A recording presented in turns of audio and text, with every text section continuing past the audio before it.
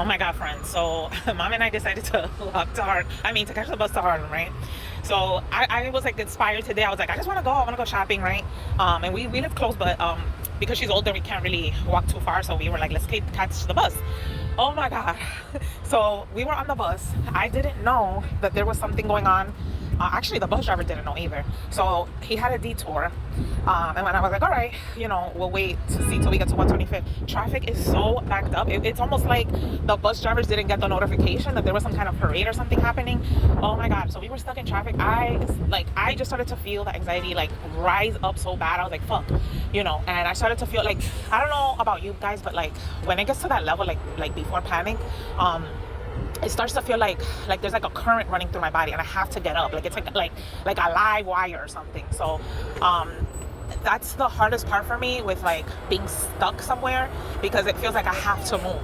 So thankfully the bus driver had to let us out, because at that point we weren't moving. And I'm like, but we were close enough that I'm like, okay, let's just walk to 125 and let's see what's going on. So anyway, I will keep you guys posted, but like, oh shit, man, like my heart is beating so fast, but we're here. Black power! Black power! Black people! Black people! Black power! Black power! For Cuba! Cuba City! Cuba City! Hell no! USA! USA! Then who can be against you? This is the summer of freedom, and when we fight, we win. When we fight, we win. So this summer, we got to bring our people with us. We got to bring all the young people. Where we ignore people and push them to the sidelines is all of our problems. So thank you, Stephanie. We appreciate you. All right, fam, I'm home. I'm decompressing for a little bit before I go back down. It's such a gorgeous day. I'm gonna just walk for a bit and then get something to eat. I haven't really had a meal other than breakfast. Let me just decompress with you for a little bit. I'm gonna share some pictures. So I mentioned about how the excursion started. So I usually rate my anxiety on a scale from 0 to 10. 0 being no anxiety, 10 being panic attack, full blown panic attack at 10. Right. So when on our way to the bus to get up to 125th, my anxiety was between a 2 and a 3, right? And that's actually pretty typical for when I'm getting on the bus. But these days anyway, with Lexapro in my system, right? And I took a little propranolol as well before leaving. So we then the whole situation on the bus, as I mentioned earlier, it was so overstimulating because the bus driver had no idea what was going on. So that just made the situation worse. Plus, then the people on the bus were already agitated because the bus driver wasn't saying anything and he was just taking detours without letting people know what was going on. So at that point, my anxiety got to like a 5-6. Then I asked the bus driver what was going on, and he said that there was some kind of parade happening on 125th Street. He couldn't go through his regular route, so he was gonna go up to 125th and see if he could turn, right? So we're stalled in traffic, like crawling. By the time we get to like 118, my anxiety is already at a 7, and I'm starting to feel a hot flash of like, for me, when the anxiety is shooting up, anything past the 5, it's gonna move quicker towards 10, right? So I started to feel the familiar sensation of I'm gonna panic, which is it feels like a hot and like current that goes from my stomach to my chest. I start to feel heaviness in my chest. I start to feel shortness of breath. I start to feel my bubble guts. Okay, if you know, you know. So at that point, I'm just like, fuck, like I want to get off, right? But I'm like, okay, we're almost there. I just kept talking myself, like talking through the whole situation. We're almost there. We're almost there.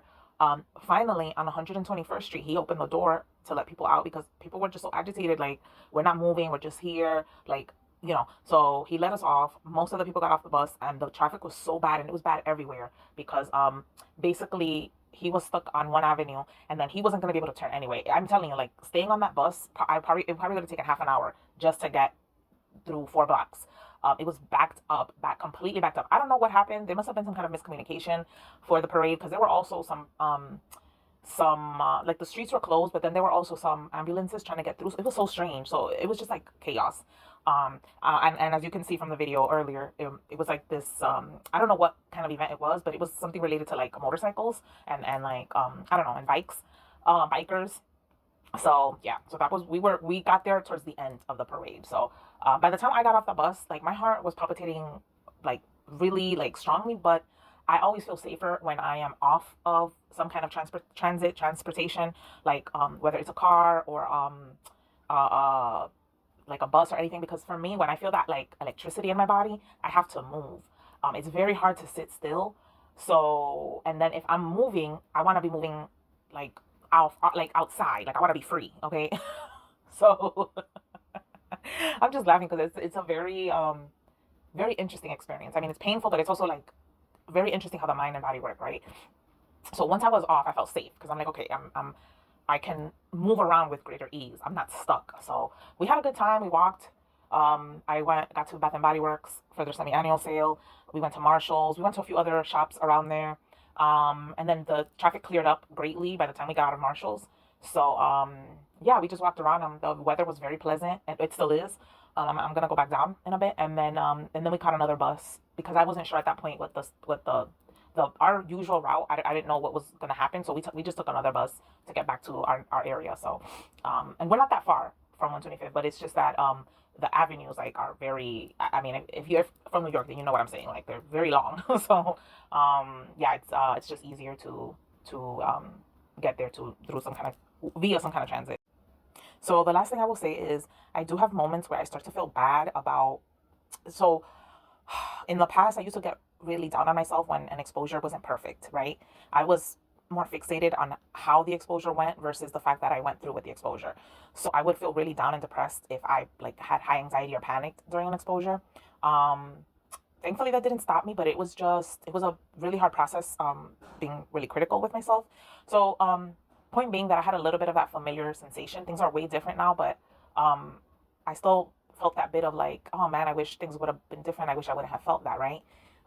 Even on the bus ride back, I was afraid that like I would have that feeling again, so it was like, I mean, it wasn't enough fear for me to stop doing it, but just the thoughts and the sensations, I was like, oh man, it started to feel like, oh, maybe it wasn't that successful, but it was, like I'm super proud of myself. It's just that like there's still that part of me that is like it wasn't perfect, you know what I mean? So anyway, and that's another reason why I make these videos and I share my journey, because it's another way for me to just remind myself that I mean, shit, I'm doing great and then some. So anyway, y'all, I hope you have a beautiful day. Thank you for walking with me today.